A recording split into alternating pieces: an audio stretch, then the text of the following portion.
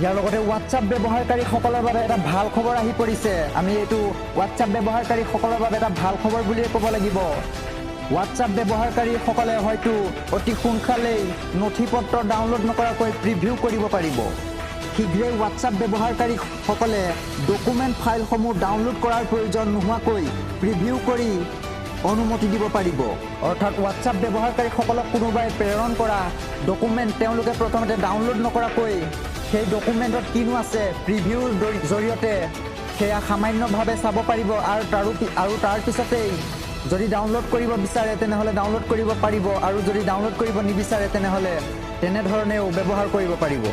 এতিয়া যিসকল ব্যৱহাৰকাৰী আছে সেইসকলক কোনোবাই যদি ফটো ভিডিঅ' বা ডকুমেণ্ট পঠিয়ায় তেনেহ'লে তেওঁলোকে সেয়া ডাউনলোড কৰাৰ পিছতহে চাব পাৰে।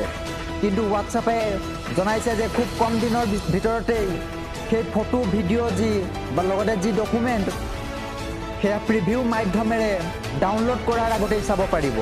প্ৰয়োজনতকৈ অধিক পদক্ষেপত কাম কৰাৰ সকলো হুলস্থুল দূৰ কৰি তেওঁলোকৰ সামগ্ৰী ব্যৱহাৰকাৰী অভিজ্ঞতা সেই অভিজ্ঞতা বৃদ্ধিৰ বাবে হোৱাটছআপে বিভিন্ন ধৰণৰ উপযোগী বৈশিষ্ট্য সংযোজন কৰি আহিছে।